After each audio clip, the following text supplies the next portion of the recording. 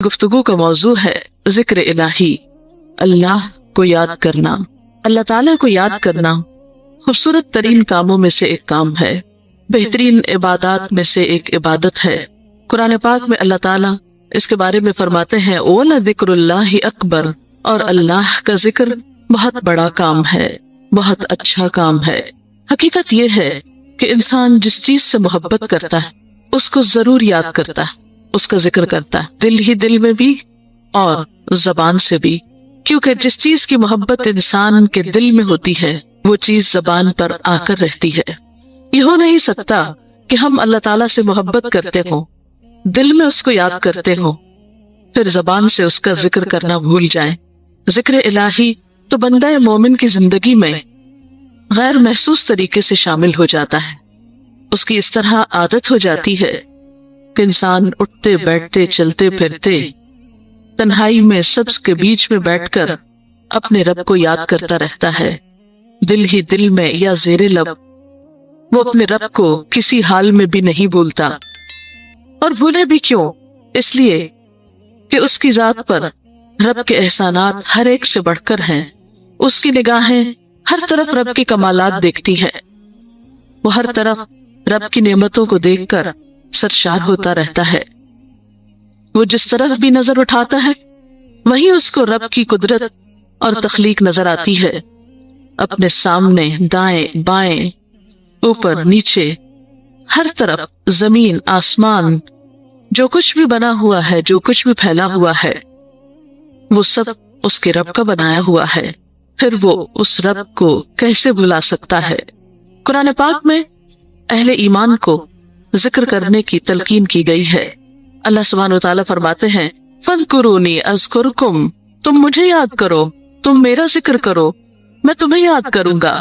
ایک اور جگہ پر فرمایا وَاذْكُرْ رَبَّكَ فِي نَفْسِكَ تَضَرُّعًا وَخِيفَةً وَدُونَ الْجَهْرِ مِنَ الْقَوْلِ بِالْغُدُوِّ وَالْآصَالِ وَلَا تَكُن مِّنَ الْغَافِلِينَ، اور اپنے پروردگار کو دل ہی دل میں عاجزی اور خوف کے ساتھ اور آہستہ آواز سے صبح و شام یاد کرتے رہو، اور دیکھنا غافل نہ ہونا، یعنی رب کی یاد سے کبھی بھی غفلت اختیار نہ کرنا۔ ایک اور جگہ پر فرمایا وَاذْكُرُوا اللَّهَ كَثِيرًا لَعَلَّكُمْ تُفْلِحُونَ، اور اللہ کا ذکر کرو کثرت کے ساتھ، بہت زیادہ، کیوں؟ لَعَلَّكُمْ تُفْلِحُونَ، تاکہ تم فلاح پاؤ، کامیاب ہو جاؤ۔ اس سے پتہ چلتا ہے کہ اللہ تعالیٰ کو یاد کرنا کامیابی کی علامت ہے، اللہ کے ذکر میں کامیابی کی ضمانت ہے۔ مومن مردوں اور عورتوں کی صفت قرآن پاک میں یہی بیان کی گئی ہے کہ وہ بہت زیادہ اللہ کا ذکر کرنے والے ہوتے ہیں۔ سورۃ الاحزاب میں آتا ہے وَالذَّاكِرِينَ اللَّهَ كَثِيرًا وَالذَّاكِرَاتِ، اور اللہ کا ذکر کرنے والے مرد اور اللہ کا ذکر کرنے والی عورتیں جو کثرت سے اللہ کا ذکر کرتے ہیں۔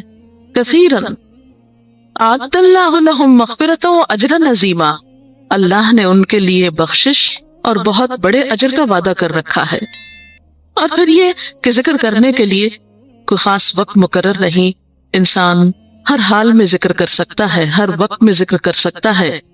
نبی صلی اللہ علیہ وسلم کے بارے میں آتا ہے کان یذکر اللہ فی کل احیانہ، آپ ہر وقت میں، یعنی ہر قسم کے وقت میں، دن میں یا رات میں، صبح میں یا شام میں اللہ کا ذکر کیا کرتے تھے۔ حدیث پاک میں آتا ہے، حضرت ابو موسیٰ اشعری سے روایت ہے مثل الذی یذکر ربہ والذی لا یذکرہ مثل الحی والمیت، رواہ البخاری۔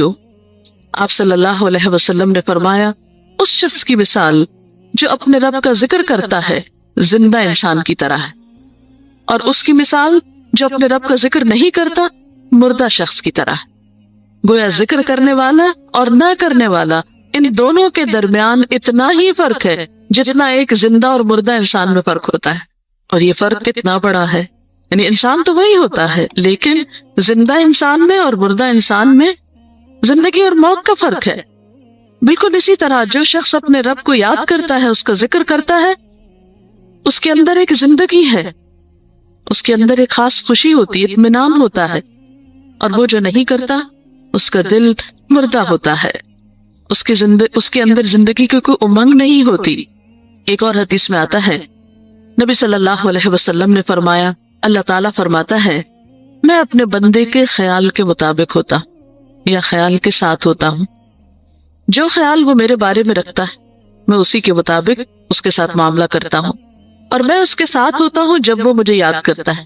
گویا ذکر کرنے والے اللہ کی مدد کے مستحق ہوتے ہیں، یعنی اللہ ایسے بندوں کے ساتھ ہوتا ہے جو ذکر کرتے رہتے ہیں۔ اگر وہ مجھ کو اپنے دل میں یاد کرتا ہے تو میں بھی اس کو اپنے دل میں یاد کرتا ہوں، اور اگر وہ مجھے کسی جماعت میں بیٹھ کے یعنی کسی گروپ میں یعنی پبلک میں بیٹھ کے یاد کرتا ہے تو میں اس کو اس سے بہتر جماعت میں یاد کرتا ہوں، یعنی فرشتوں کی جماعت میں یاد کرتا ہوں۔ تو گویا فاذکرونی اذکرکم، تم مجھے یاد رکھو میں تمہیں یاد رکھوں گا۔ تو جو شخص بھی یہ چاہتا ہو کہ اللہ تعالیٰ اس کو یاد رکھے، اس کی مشکل میں اس کی مدد کرے، تو اس کے لیے کیا ضروری ہے کہ پھر وہ ذکر کرتا رہے۔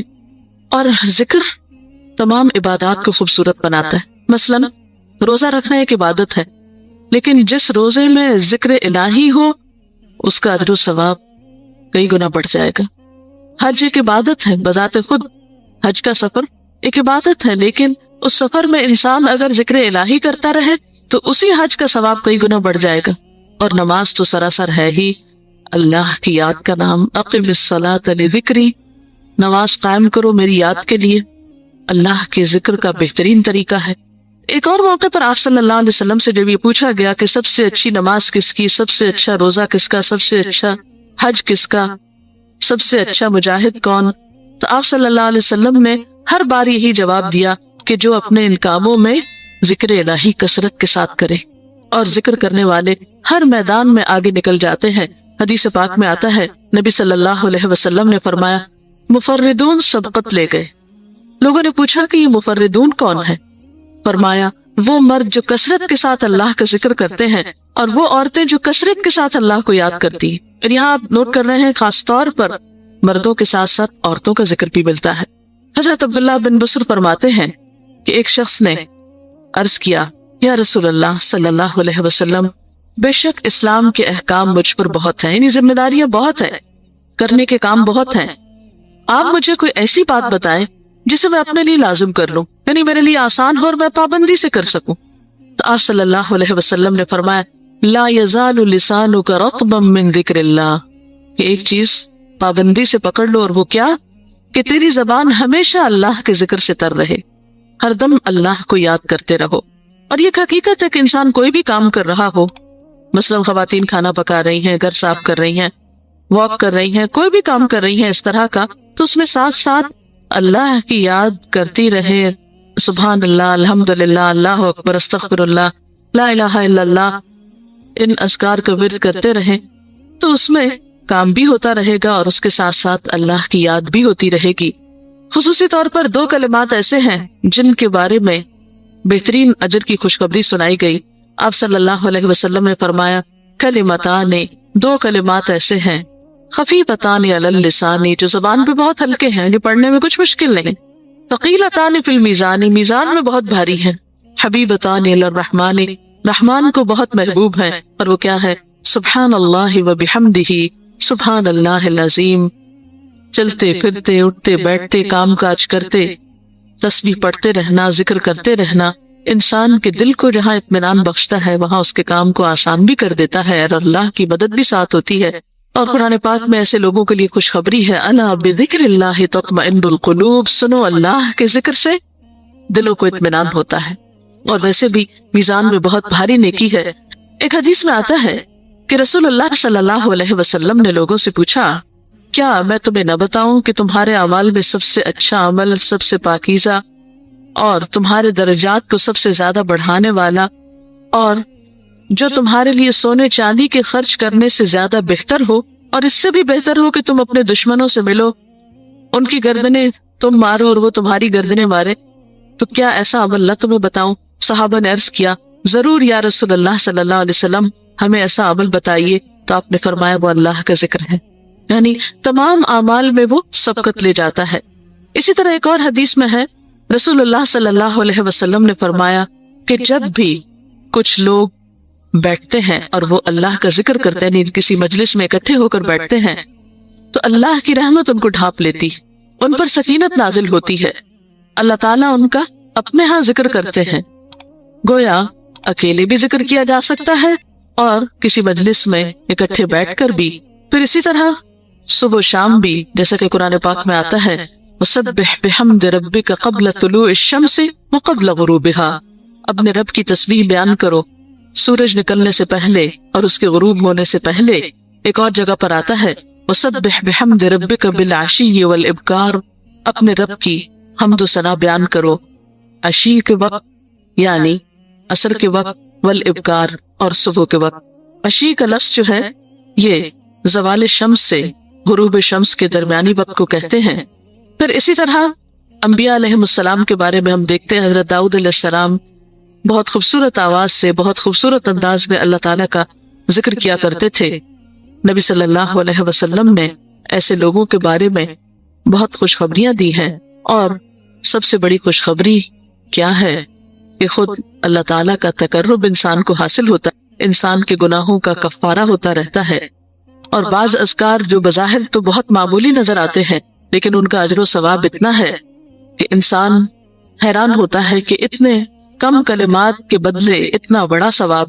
جیسے نبی صلی اللہ علیہ وسلم نے فرمایا کہ الحمدللہ کہنا میزان کو بھر دیتا ہے۔ اب الحمدللہ دو لفظ ہے لیکن جو شخص دل سے اس کو ادا کرتا ہے تملأ المیزان، میزان بھر جاتا ہے اس سے۔ سبحان اللہ، الحمدللہ کے کلمات آسمان اور زمین کے درمیان کو پر کر دیتے ہیں۔ اتنا اجر و ثواب ہے ان چھوٹے چھوٹے کلمات کا بھی، لیکن اکثر شیطان ہمیں ان سے غافل رکھتا ہے۔ تو ضرورت اس بات کی ہے کہ ہم کثرت کے ساتھ اللہ کو یاد کرنے والے ہوں تاکہ ہمارے دین و دنیا کے کام سنور جائیں اور آخرت میں اللہ کے محبوب اور مقرب بندوں میں ہمارا شمار ہو۔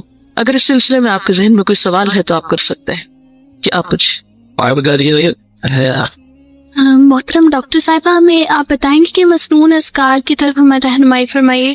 بہت سی کتابیں ایسے ہیں جس میں نبی صلی اللہ علیہ وسلم سے ہر موقع کی مناسبت سے اذکار مذکور ہیں۔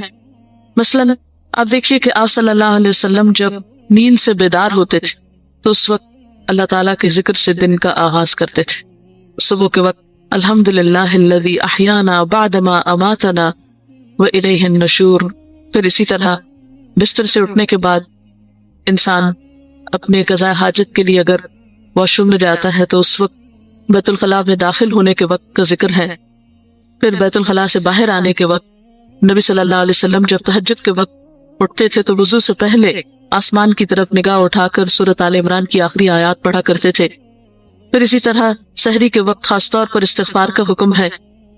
پھر انسان وضو کرتا ہے تو وضو سے قبل اور وضو کے آخر میں ذکر بتایا گیا، اور وضو کے آخر کا ذکر سبحانک اللہم و بحمدک اشہد ان لا الہ الا انت استغفرک و اتوب الیک کا اتنا ثواب بتایا گیا کہ ایسے شخص کے لیے جو پابندی کے ساتھ یہ ذکر کرتا ہے اس کے لیے جنت کے 8 دروازے کھل جاتے ہیں۔ پھر اسی طرح جب انسان گھر سے نکلتا ہے مسجد کی طرف جاتا ہے مرد حضرات تو گھر سے نکلنے کے وقت کی دعا ہے، پھر اسی طرح راستے میں پڑھنے کی، پھر مسجد میں داخل ہونے کی، پھر مسجد کے اندر، پھر مسجد سے باہر نکلتے وقت، پھر دوبارہ گھر آتے ہوئے بازار سے اگر گزرتا ہے تو اس وقت کا ذکر ہے، پھر گھر میں داخل ہونے کا ذکر ہے، پھر اگر کچھ کھا رہا ہے انسان تو بسم اللہ پڑھ کر کھانے کا آغاز کرتا ہے اور الحمدللہ کے ساتھ پھر اختتام کرتا ہے۔ پھر اسی طرح چھینک آنے پر ذکر ہے، پھر مرغا اگر آزان دیتا ہے تو اس وقت کا ذکر ہے، پھر مؤذن کی آزان سن کر انسان اس کو جواب دیتا ہے، اس کے بعد کا پھر ذکر ہے۔ پھر اسی طرح انسان کسی کے ساتھ جب معاملہ کرتا ہے، کہیں وعدہ کر رہا ہے تو اللہ کو یاد کرتا ہے انشاءاللہ کہہ کے، پھر اسی طرح کوئی اچھی چیز دیکھتا ہے ماشاءاللہ کہتا ہے، کہیں استغفر اللہ کہتا ہے۔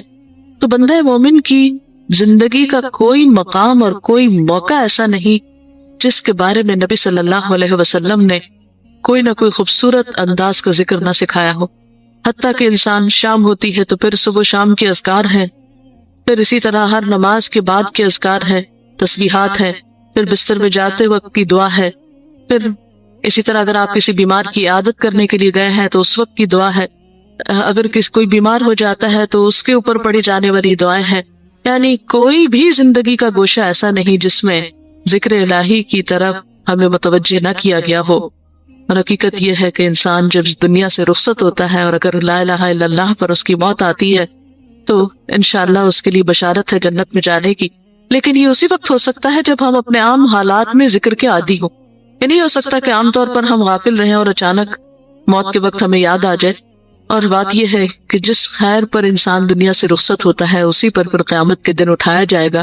اس لیے ذکر کو اپنی عادت میں شامل کر لینا چاہیے. جی آپ پوچھیے.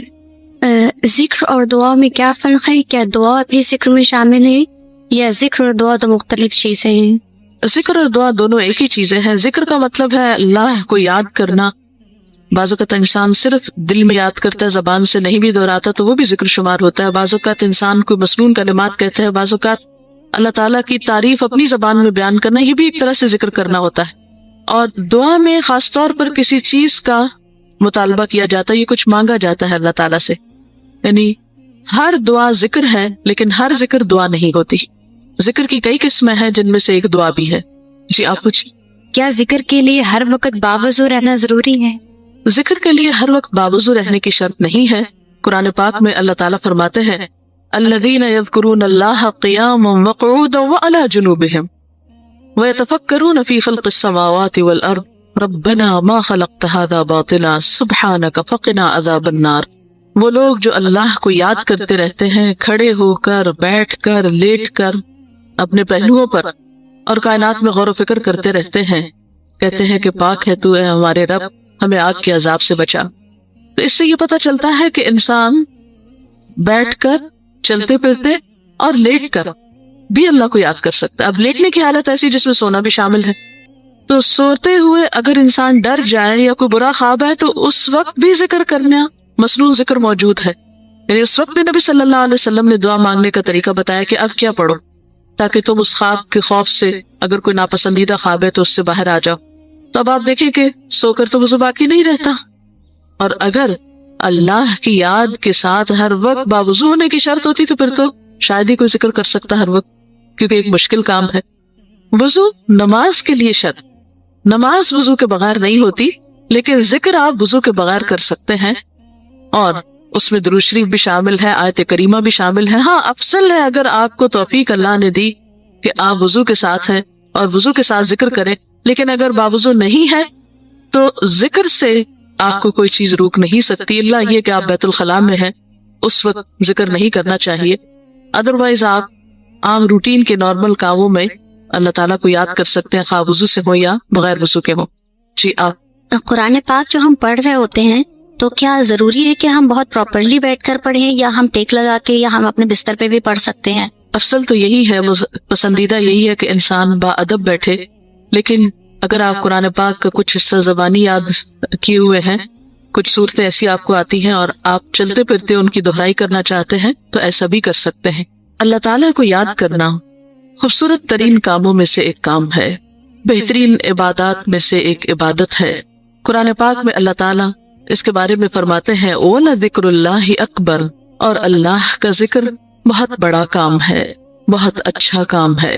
حقیقت یہ ہے کہ انسان جس چیز سے محبت کرتا ہے اس کو ضرور یاد کرتا ہے، اس کا ذکر کرتا ہے، دل ہی دل میں بھی اور زبان سے بھی.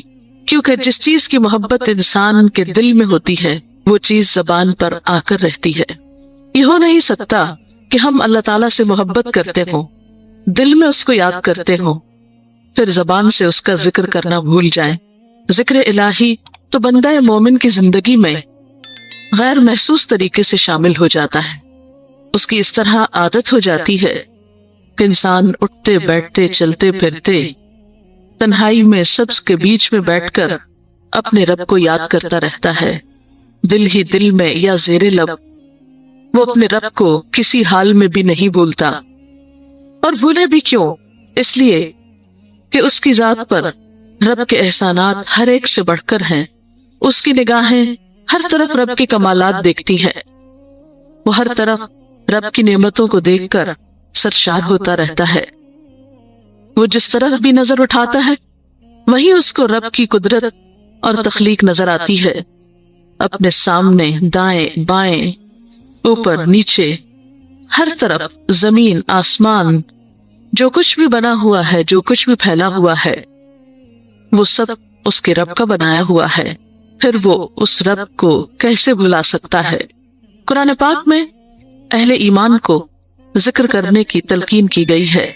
اللہ سبحانہ و تعالیٰ فرماتے ہیں فَاذْكُرُونِي أَذْكُرْكُمْ، تم مجھے یاد کرو تم میرا ذکر کرو میں تمہیں یاد کروں گا. ایک اور جگہ پر فرمایا وَاذْكُرْ رَبَّكَ فِي نَفْسِكَ تَضَرُّعًا وَخِيفَةً وَدُونَ الْجَهْرِ مِنَ الْقَوْلِ بِالْغُدُوِّ وَالْآصَالِ وَلَا تَكُن مِّنَ الْغَافِلِينَ. اور اپنے پروردگار کو دل ہی دل میں عاجزی اور خوف کے ساتھ اور آہستہ آواز سے صبح و شام یاد کرتے رہو اور دیکھنا غافل نہ ہونا، یعنی رب کی یاد سے کبھی بھی غفلت اختیار نہ کرنا. ایک اور جگہ پر فرمایا وَاذْكُرُوا اللَّهَ كَثِيرًا لَعَلَّكُمْ تُفْلِحُونَ. اور اللہ کا ذکر کرو کثرت کے ساتھ، بہت زیادہ. کیوں؟ لَعَلَّكُمْ تُفْلِحُونَ، تاکہ تم فلاح پاؤ، کامیاب ہو جاؤ. اس سے پتہ چلتا ہے کہ اللہ تعالیٰ کو یاد کرنا کامیابی کی علامت، اللہ کے ذکر میں کامیابی کی ضمانت ہے. مومن مردوں اور عورتوں کی صفت قرآن پاک میں یہی بیان کی گئی ہے کہ وہ بہت زیادہ اللہ کا ذکر کرنے والے ہوتے ہیں. سورۃ الاحزاب میں آتا ہے وَالذَّاكِرِينَ اللَّهَ كَثِيرًا وَالذَّاكِرَاتِ. اور اللہ کا ذکر کرنے والے مرد اور اللہ کا ذکر کرنے والی عورتیں جو کثرت سے اللہ کا ذکر کرتے ہیں. کثیرًا اعد اللہ لہم مغفرۃ واجرا عظیما. اللہ نے ان کے لیے بخشش اور بہت بڑے اجر کا وعدہ کر رکھا ہے. اور پھر یہ کہ ذکر کرنے کے لیے کوئی خاص وقت مقرر نہیں، انسان ہر حال میں ذکر کر سکتا ہے، ہر وقت میں ذکر کر سکتا ہے. نبی صلی اللہ علیہ وسلم کے بارے میں آتا ہے کان یذکر اللہ فی کل احیانہ. آپ ہر وقت میں، یعنی ہر قسم کے وقت میں، دن میں یا رات میں، صبح میں یا شام میں اللہ کا ذکر کیا کرتے تھے. حدیث پاک میں آتا ہے، حضرت ابو موسیٰ اشعری سے روایت ہے مثل الذی یذکر ربہ والذی لا یذکرہ مثل الحی والمیت. رواہ البخاری. آپ صلی اللہ علیہ وسلم نے فرمایا اس شخص کی مثال جو اپنے رب کا ذکر کرتا ہے زندہ انسان کی طرح ہے، اور اس کی مثال جو اپنے رب کا ذکر نہیں کرتا مردہ شخص کی طرح. گویا ذکر کرنے والا اور نہ کرنے والا، ان دونوں کے درمیان اتنا ہی فرق ہے جتنا ایک زندہ اور مردہ انسان میں فرق ہوتا ہے. اور یہ فرق کتنا بڑا ہے، یعنی انسان تو وہی ہوتا ہے لیکن زندہ انسان میں اور مردہ انسان میں زندگی اور موت کا فرق ہے. بالکل اسی طرح جو شخص اپنے رب کو یاد کرتا ہے، اس کا ذکر کرتا ہے، اس کے اندر ایک زندگی ہے، اس کے اندر ایک خاص خوشی ہوتی ہے، اطمینان ہوتا ہے.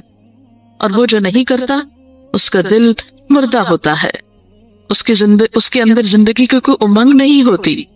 ایک اور حدیث میں آتا ہے نبی صلی اللہ علیہ وسلم نے فرمایا اللہ تعالیٰ فرماتا ہے میں اپنے بندے کے خیال کے مطابق ہوتا یا خیال کے ساتھ ہوتا ہوں.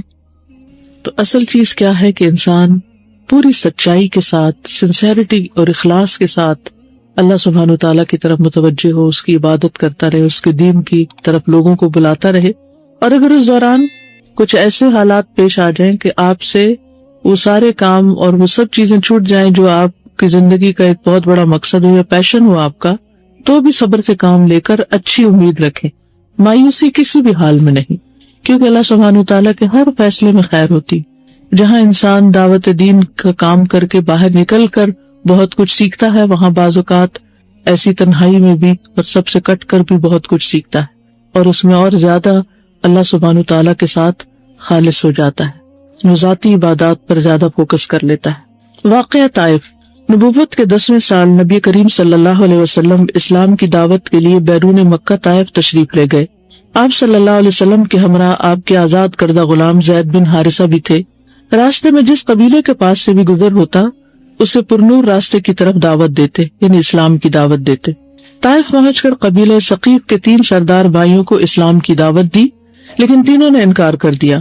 نبی اکرم صلی اللہ علیہ وسلم یکے بعد دیگرے ایک ایک سردار کے پاس دعوت کے لیے تشریف لے جاتے، لیکن ان سب کا ایک ہی جواب تھا کہ تم ہمارے شہر سے نکل جاؤ. چنانچہ نبی اکرم صلی اللہ علیہ وسلم جب 10 دن کے قیام کے بعد واپس مکہ تشریف لانے لگے تو یہ اوباش آپ کو گالیاں دینے لگے، تالیاں پیٹنے اور شور مچانے کے ساتھ ساتھ وہ آپ کو پتھر مارتے جاتے. اگرچہ زید ڈھال بن کر پتھروں کو روکنے کی کوشش کر رہے تھے، لیکن اس کے باوجود نبی صلی اللہ علیہ وسلم کے پاؤں پر اتنے زخم آئے کہ دونوں جوتے خون سے تر بتر ہو گئے. نیز زید رضی اللہ عنہ کے سر پر بھی کئی جگہ چوٹ آئی. بالآخر جب آپ صلی اللہ علیہ وسلم نے مجبور ہو کر بنو ربیہ کے باغ میں پناہ لی تو یہ لوگ واپس چلے گئے. اسی موقع پر آپ نے دعا فرمائی جو دعائے مستضعفین کے نام سے مشہور ہے۔ پھر عام الحزن، نبوت کا 10واں سال سیدہ خدیجہ اور ابو طالب کی وفات کی وجہ سے عام الحزن کہلاتا ہے، یعنی آپ پر اپنی ذاتی زندگی میں بہت سے صدمے پیش آئے، یعنی بیرونی زندگی، اور یہ وقت کتنا شدید مشکل تھا کہ ایک طرف طائف کا واقعہ پیش آیا اسی سال میں، اور دوسری طرف گھر کے اندر یہ مسائل۔ کبھی کبھی انسان چکی کے 2 پارٹوں میں پسنے لگتا ہے، یعنی یوں لگتا ہے کہ کہیں سے بھی کوئی سکون کا راستہ نہیں، تو بھی انسان اللہ سبحانہ تعالیٰ کو تھامے رکھے، توکل کرے، اللہ تعالیٰ سے امید رکھے اور اپنا کام نہ چھوڑے، اپنے ارادے ترک نہ کرے، جو کرنا ہے وہ کرنا ہے ہر حال میں۔ اور کیا چیز انسان کو سہارا دیتی کہ ہم سب اللہ کی طرف لوٹ کر جانے والے ہیں، ہم سب ایک دن اللہ کے حضور پیش ہونے والے ہیں، اور اس وقت ہماری کوششیں دیکھی جائیں گی، ہمارے حالات کا جائزہ لیا جائے گا، کیونکہ اصل میں تو ہمیں اللہ تعالیٰ سے اجر چاہیے نا۔ اگر اللہ تعالیٰ ہمیں اندر رکھ کر اجر دینا چاہتا ہے تو بھی انسان کو مایوس نہیں ہونا چاہیے، اور اگر اللہ سبحانہ تعالیٰ کسی غم اور صدمے یا حادثے یا کسی اور تکلیف دہ چیز کے ذریعے اجر دینا چاہتا ہے تو یہ بھی اللہ کی مرضی ہوتی ہے۔ ہمیں نہیں معلوم کہ ہمارے لیے بھلائی اور خیر کس میں ہے۔ ہم یہ سمجھتے ہیں کہ ہمارے لیے خیر اور بھلائی صرف اس میں کہ ہم ترقی کرتے چلے جائیں اور ہمارے لیے ہر راستہ آسان ہو، لیکن بعض اوقات بھلائی کسی اور چیز میں آخرت کے اعتبار سے زیادہ بڑی ہوتی ہے۔ تو اللہ تعالیٰ کے ہر فیصلے پر راضی ہونا، تقدیر پر راضی ہونا اور اسے آسان طریقے سے قبول کر کے اللہ سے لو لگانا، یہی دراصل کامیابی ہے۔ پھر ہے غزوات۔ نبی کریم صلی اللہ علیہ وسلم کی نمایاں مارکہ حق، غزوہ ابوا، غزوہ ودان صفر 2 ہجری، غزوہ بوات ربیع الاول 2 ہجری، غزوۃ العشیرہ جمادی الاولی اور جمادی الثانی 2 ہجری، غزوہ صفوان، غزوہ بدر الاولی جمادی الثانی 2 ہجری، غزوہ بدر الکبریٰ 9 رمضان 2 ہجری۔ تو عام طور پر تاریخ کی کتابوں میں سب سے پہلے غزوہ جس کا ذکر آتا ہے وہ غزوہ بدر الکبریٰ کا ذکر آتا ہے، لیکن اس سے پہلے بھی چھوٹی چھوٹی جھڑپیں ہوتی رہی تھی۔ غزوہ بنی سلیم غزوہ بدر کے 1 ہفتے بعد، غزوہ سویق، غزوہ قرقرہ القدر ذی الحجہ 2 ہجری، غزوہ ذی امر ذی القعدہ ذی الحجہ 2 ہجری، غزوۃ الفر ربیع ثانی 3 ہجری، غزوہ بنو قینقاع نصف شوال 2 ہجری، غزوہ احد شوال 3 ہجری، غزوہ بنو نذیر ربیع الاول 4 ہجری، غزوۃ ذات الرقاع ربیع الثانی جمادی الثانی 4 ہجری، غزوہ بدر الآخرہ شعبان 4 ہجری۔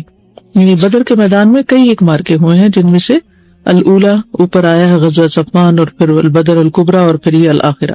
غزوہ دونۃ الجندل ربیع الاول 5 ہجری، غزوہ خندق شوال 5 ہجری، غزوہ بنو قریظہ ذی القعدہ 5 ہجری، غزوہ بنو لحیان جمادی اولی یا جمادی الاول، اصل میں اردو میں لکھتے ہیں جمادی الاول، لیکن عربی میں جو سیکنڈ لکھا بنا جمادی اولی پڑھا جاتا ہے۔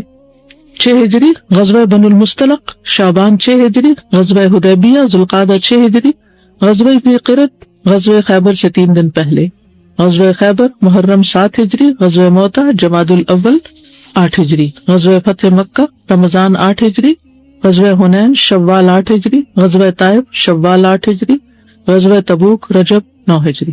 آپ صلی اللہ علیہ وسلم کے فضائل آپ دیکھیے کہ کتنے غزوات ہیں نا، اور سریات بھی ہیں جس میں آپ صلی اللہ علیہ وسلم صحابہ کرام کو بھیجتے رہے، اور یہ سب کچھ مدنی دور میں پیش آیا۔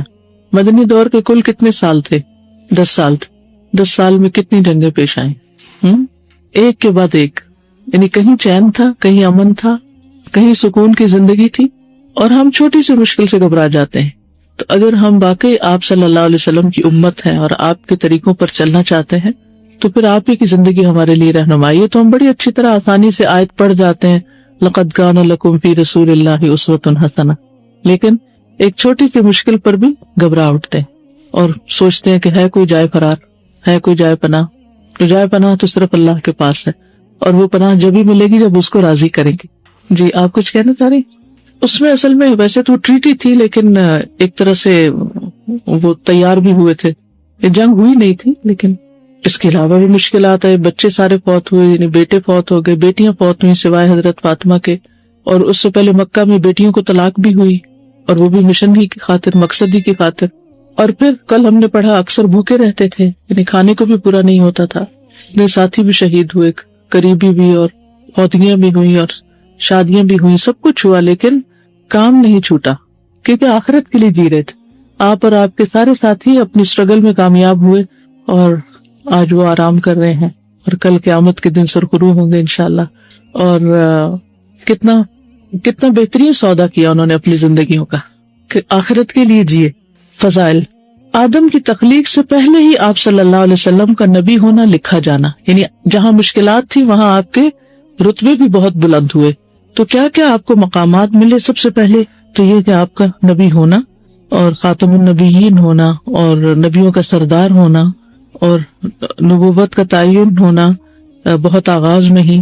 رسول اللہ صلی اللہ علیہ وسلم نے فرمایا انی عند اللہ فی ام الکتاب لخاتم النبیین وان آدم لمنجدل فی طینتہ وسأنبئکم بتأویل ذلک دعوت ابی ابراہیم وبشارت عیسیٰ قومہ ورؤیا امی التی رأت انہ خرج منہا نور اضاءت لہ قصور الشام. بے شک میں ام الکتاب میں, ام الکتاب کیا ہے؟ لوح محفوظ. اس وقت بھی خاتم النبیین تھا جبکہ آدم ابھی گارے میں ہی لتڑے ہوئے تھے, یعنی ابھی آدم پیدا بھی نہیں ہوئے تھے. اور میں تمہیں اس کی حقیقت بتاتا ہوں. میں اپنے والد ابراہیم کی دعا, عیسیٰ کی بشارت ہوں جو انہوں نے اپنی قوم کو دی, اور اپنی والدہ کا خواب ہوں جو انہوں نے دیکھا تھا کہ ان سے ایک روشنی نکلی ہے جس سے ملک شام کے محلات روشن ہو گئے ہیں. بہترین زمانہ جس میں آپ بھیجے گئے. رسول اللہ صلی اللہ علیہ وسلم نے فرمایا بعثت من خیر قرون بنی آدم قرنا فقرنا حتی کنت من القرن الذی کنت منہ. مجھے بنی آدم کے بہترین زمانے میں بھیجا گیا ہے. زمانے پر زمانہ گزرتا گیا یہاں تک کہ وہ زمانہ آ گیا جس میں میں ہوں. یعنی پوری تاریخ جو انسانیوں کی اول سے لے کے آخر قیامت تک, ان میں سب سے بہترین وقت جو تھا وہ نبی صلی اللہ علیہ وسلم کا تھا. بہترین خاندان. سیدنا واثلہ بن اسقا فرماتے ہیں کہ میں نے رسول اللہ صلی اللہ علیہ وسلم کو فرماتے ہوئے سنا اللہ عز و جل نے اسماعیل علیہ السلام کی اولاد میں سے کنانہ کو چنا, اور کنانہ میں سے قریش کو چنا, اور قریش میں سے بنی ہاشم کو چنا, اور بنی ہاشم میں سے مجھے چنا. نبی کریم صلی اللہ علیہ وسلم کی شریعت کا کچھ حصہ آسمانوں پر فرض کیا گیا. سیدنا ابن مسعود رضی اللہ عنہما کہتے ہیں وَأُعْطِيَ رسول اللہ صلی اللہ علیہ وسلم ثلاثاً أُعْطِيَ الصَّلَوَاتِ الْخَمْسَ وَأُعْطِيَ خواتیم سورة البقرہ وغفر لمن لم يشرک باللہ من امتہ شیئا المقحمات. رسول اللہ صلی اللہ علیہ وسلم کو معراج کی رات آپ کو 3 چیزیں عطا کی گئی, 5 نمازیں, سورۃ البقرہ کی آخری آیات, اور آپ کی امت میں سے اس شخص کے تباہ کرنے والے گناہوں کو بخش دیا جائے گا جو اللہ کے ساتھ کسی کو شریک نہیں کرتا. آپ صلی اللہ علیہ وسلم کو سورۃ البقرہ کی آخری 2 آیات دی گئیں, تو اس کے بارے میں آپ صلی اللہ علیہ وسلم نے فرمایا مجھے سورۃ البقرہ کی آخری آیات عرش کے نیچے ایک خزانے سے دی گئی ہیں جو مجھ سے پہلے کسی نبی کو نہیں دی گئی. آپ نے تمام انبیاء کی امامت کروائی. رسول اللہ صلی اللہ علیہ وسلم نے فرمایا میں نے خود کو حتیم میں دیکھا. حتیم کیا ہے؟ کعبہ کے آس پاس جو سیمی سرکل علاقہ ہے, ایریا ہے. میں نے خود کو حتیم میں دیکھا اور قریش مجھ سے میری سیر کا حال پوچھ رہے تھے, یعنی معراج کا. تو انہوں نے بیت المقدس کی کئی چیزیں پوچھی جن کو میں بیان نہ کر سکا کہ اگر تم وہاں گئے تھے تو کیا دیکھا. مجھے بڑا رنج ہوا, ایسا رنج کبھی نہیں ہوا تھا, کیونکہ آپ کو یہ نہیں پتا تھا کہ مجھے واپس جا کے اسے ڈسکرائب کرنا ہے, تو آپ نے اس نگاہ سے تو نہیں سب چیزیں دیکھی تھی نا. پھر اللہ نے بیت المقدس کو اٹھا کر میرے سامنے کر دیا اور میں اس کو دیکھنے لگا. اب جو بات وہ پوچھتے تھے میں بتا دیتا. میں نے خود کو انبیاء کی جماعت میں پایا. میں نے دیکھا کہ موسیٰ کھڑے نماز پڑھ رہے ہیں. وہ میانہ تن و توش کے اور گٹھے ہوئے جسم کے شخص ہیں جیسے شنوعہ کے لوگ ہوتے ہیں. ایک قبیلے کی طرف آپ نے ان کی شکل و صورت کی مثال دے کے سمجھایا. اور عیسیٰ علیہ السلام کھڑے نماز پڑھ رہے ہیں. ان سے سب سے زیادہ مشابہ عروہ بن مسعود ثقفی ہیں, صحابی ہیں یہ رضی اللہ عنہ. اور ابراہیم علیہ السلام کو دیکھا کہ کھڑے نماز پڑھ رہے ہیں. ان کے سب سے زیادہ مشابہ تمہارے ساتھی ہیں, یعنی آپ صلی اللہ علیہ وسلم خود. نماز کا وقت ہوا تو میں نے ان کی امامت کروائی. نبی کریم صلی اللہ علیہ وسلم پر نازل کردہ دین کی حفاظت. اللہ تعالیٰ کا ارشاد ہے انا نحن نزلنا الذکر وانا لہ لحافظون. اصل میں قرآن مجید کی حفاظت ہونا چاہیے. ہاں بے شک, اور قرآن مجید کے ذریعے پھر دین کی حفاظت ہوئی. بے شک ہم ہی نے اس ذکر یعنی قرآن کو نازل کیا اور یقیناً ہم ہی اس کی حفاظت کرنے والے ہیں. تمام انسانوں کے لیے رسول, یہ آپ کی خاص خصوصیات ہیں. وما ارسلناک الا کافۃ للناس بشیرا ونذیرا، اور ہم نے آپ کو تمام انسانوں کے لیے خوشخبری دینے والا اور خبردار کرنے والا بنا کر بھیجا۔ رسول اللہ صلی اللہ علیہ وسلم نے فرمایا، یا ایھا الناس انما انا رحمۃ مہداۃ، اے لوگوں میں مجسم رحمت بن کر آیا ہوں جو ایک ہدیہ ہے، یعنی تمام انسانیت یا تمام مخلوق کے لیے۔ آپ صلی اللہ علیہ وسلم پر ایمان لانا واجب ہے۔ رسول اللہ صلی اللہ علیہ وسلم نے فرمایا، والذی نفس محمد بیدہ لا يسمع بی احد من هذه الامة یہودی ولا نصرانی ثم يموت ولم يؤمن بالذی ارسلت به الا كان من اصحاب النار۔ قسم ہے اس ذات کی جس کے ہاتھ میں محمد صلی اللہ علیہ وسلم کی جان ہے، اس امت کا کوئی بھی یہودی اور نصرانی جو میری بات سنے جس کے ساتھ میں بھیجا گیا ہوں اور وہ اس پر ایمان لائے بغیر فوت ہو جائے تو وہ جہنم والوں میں سے ہوگا۔ تو یہ پیغام سب تک پہنچانا کتنا ضروری ہے ان سب کے فائدے کے لیے۔ آپ صلی اللہ علیہ وسلم کی بعثت اہل ایمان پر احسان عظیم ہے۔ اللہ تعالیٰ فرماتے ہیں، لقد من اللہ علی المؤمنین اذ بعث فیہم رسولا من انفسہم یتلو علیہم آیاتہ ویزکیہم ویعلمہم الکتاب والحکمۃ وَإِن كَانُوا مِن قَبْلُ لَفِي ضَلَالٍ مُبِينٍ۔ در حقیقت اہل ایمان پر تو اللہ تعالیٰ نے بہت بڑا احسان کیا کہ ان کے درمیان خود انہی میں سے ایک رسول مبعوث فرمایا جو اس کی آیات ان پر پڑھتا ہے اور ان کا تزکیہ کرتا ہے اور ان کو کتاب اور دانائی کی تعلیم دیتا ہے، حالانکہ اس سے پہلے یہ لوگ کھلی گمراہی میں پڑے ہوئے تھے۔ قرآن مجید میں بے شمار نعمتوں کا ذکر کیا گیا ہے، لیکن اس نعمت کو بطور خاص بیان کیا گیا ہے کہ یہ اللہ تعالیٰ کی ایک نعمت ہے۔ بہترین دل کے حامل تھے آپ۔ سیدنا ابن مسعود فرماتے ہیں کہ بے شک اللہ تعالیٰ نے بندوں کے دلوں پر نظر فرمائی تو محمد صلی اللہ علیہ وسلم کے دل کو سب لوگوں کے دلوں سے زیادہ بہتر پایا، تو اللہ تعالیٰ نے انہی کو اپنے لیے منتخب فرما لیا اور انہیں پیغمبری کا شرف عطا کر کے مبعوث فرمایا۔ پھر محمد صلی اللہ علیہ وسلم کے دل کے بعد دوبارہ بندوں کے دلوں پر نظر فرمائی تو صحابہ کرام کے دلوں کو سب لوگوں کے دلوں سے بہتر پایا، تو اللہ تعالیٰ نے انہیں اپنے نبی کا وزیر بنا دیا جو اس کے دین کی بقا کے لیے قتال کرتے ہیں۔ چنانچہ جب مسلمان کسی چیز کو اچھا سمجھے تو وہ اللہ کے نزدیک بھی اچھی ہے، اور جو چیز ان کی نگاہوں میں یعنی صحابہ یعنی ان کی نگاہوں میں بری ہوئی تو وہ اللہ کے نزدیک بھی بری ہوگی۔ اسی لیے ہم جب دین کو سمجھتے ہیں تو قرآن اور سنت کے بعد کس کی زندگی سے سمجھتے ہیں؟ صحابہ کی زندگی سے، اور پھر تابعین اور تبع تابعین تک، کیونکہ خیر القرون قرنی ثم الذین یلونہم ثم الذین یلونہم۔ سراپا رحمت۔ اللہ تعالیٰ کا ارشاد ہے، وما ارسلناک الا رحمۃ للعالمین، اور ہم نے آپ کو تمام جہان والوں کے لیے رحمت بنا کر بھیجا۔ آپ صلی اللہ علیہ وسلم کی حیات مبارکہ تمام مخلوق یعنی جن و انس اور دیگر مخلوقات کے لیے ایک رحمت تھی، مثلاً مومنوں کے لیے ہدایت کے ساتھ رحمت کی شکل میں، یعنی ہدایت جو دی آپ نے ان کو وہ رحمت تھی۔ منافقوں کے لیے قتل سے امان کی صورت میں، کافروں کے لیے عذاب میں تاخیر کے حوالے سے۔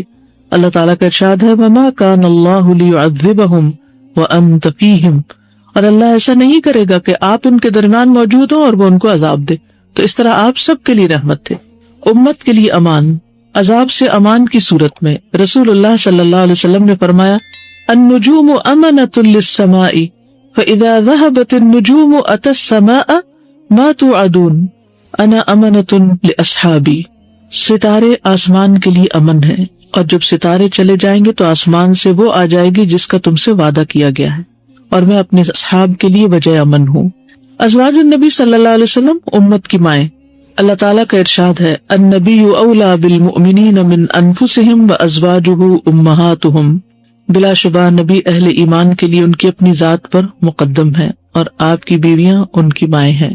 یہ جو پیچھے بات کی گئی ہے نا کہ ستارے آسمان کے لیے امن ہے، تو اس کا مطلب یہ ہے کہ ستارے کب جائیں گے؟ جب قیامت ہوگی، تو پھر اس کے بعد قیامت واقع ہو جائے گی۔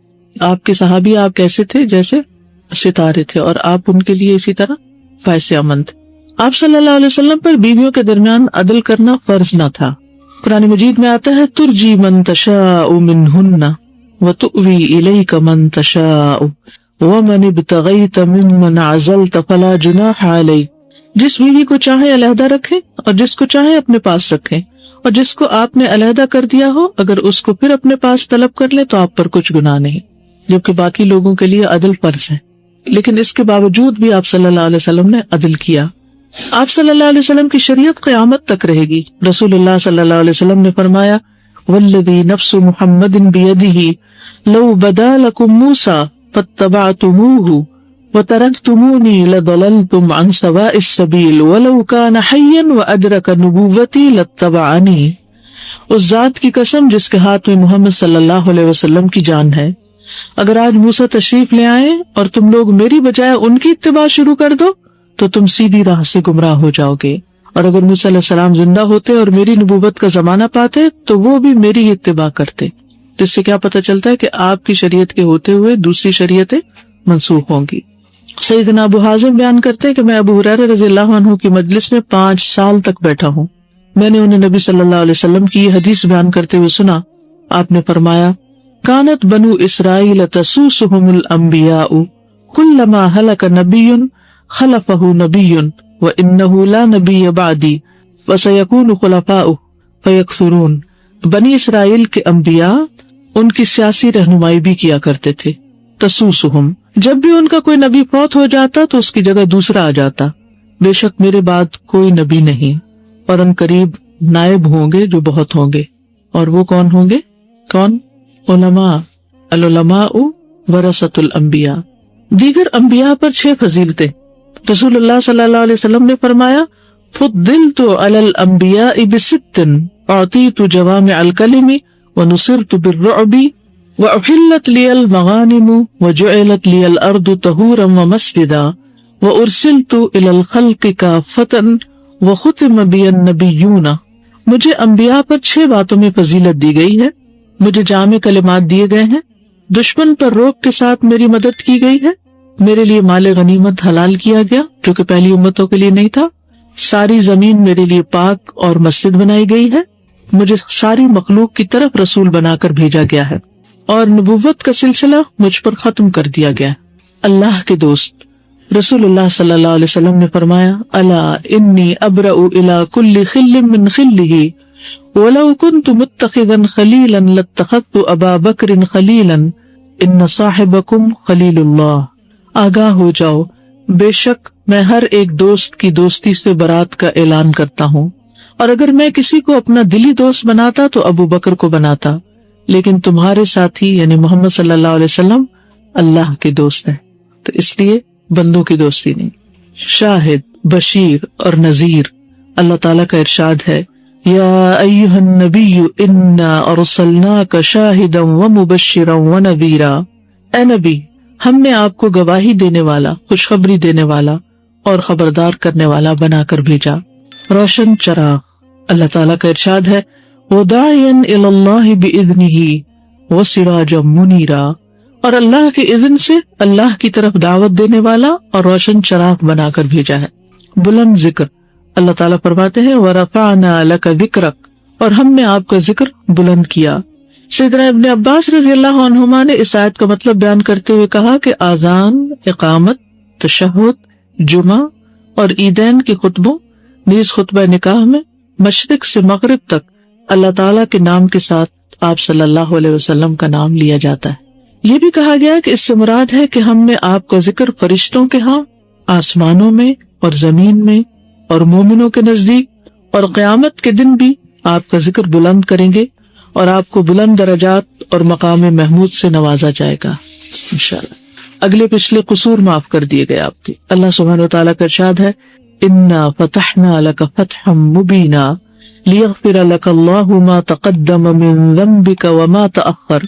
بے شک ہم نے آپ کو کھلی فتح عطا فرمائی تاکہ اللہ آپ کی اگلی پچھلی تمام کمی بیشی سے درگزر فرمائے. خاتم النبیین. رسول اللہ صلی اللہ علیہ وسلم نے فرمایا مثلی ومثل الانبیاء من قبلی کمثل رجل بنا بنیانا فاحسنہ واجملہ الا موضع لبنة من زاویة من زوایاہ فجعل الناس يطوفون به ويعجبون له ويقولون هلا وضعت هذه اللبنة قال فأنا اللبنة وأنا خاتم النبیین. میری مثال اور مجھ سے پہلے انبیاء کی مثال ایسی ہے جیسے کسی شخص نے ایک عمارت بنائی ہو اور اسے بہترین اور خوبصورت بنایا ہو، لیکن اس کے گوشوں میں سے کسی ایک گوشے یعنی کونے میں ایک اینٹ کی جگہ چھوڑ دی تو لوگ اس کے ارد گرد چکر لگاتے ہیں اور تعجب کرتے ہوئے کہتے ہیں کہ یہ اینٹ کیوں نہیں رکھی گئی؟ آپ صلی اللہ علیہ وسلم نے فرمایا تو میں وہ آخری اینٹ ہوں اور میں ہی آخری نبی ہوں. اور اس طرح نبوت کی عمارت آپ سے مکمل ہو گئی. رسول اللہ صلی اللہ علیہ وسلم کو جنت اور دوزخ کا دکھایا جانا. حدیث معراج میں سیدنا حذیفہ بن یمان سے روایت ہے، وہ کہتے ہیں فَلَمْ يُزَائِلْ ظَهْرَهُ هُوَ وَجِبْرِيلُ حَتَّى أَتَيَا بَيْتَ الْمَقْدِسِ وَفُتِحَتْ لَهُمَا أَبْوَابُ السَّمَاءِ وَرَأَيَا الْجَنَّةَ وَالنَّارَ. رسول اللہ صلی اللہ علیہ وسلم اور جبریل علیہ السلام اس براق کی پیٹھ سے جدا نہیں ہوئے یہاں تک کہ وہ دونوں بیت المقدس پہنچے، یعنی درمیان میں کہیں سٹاپ نہیں لیا. ان دونوں کے لیے آسمان کے دروازے کھول دیے گئے، پھر ان دونوں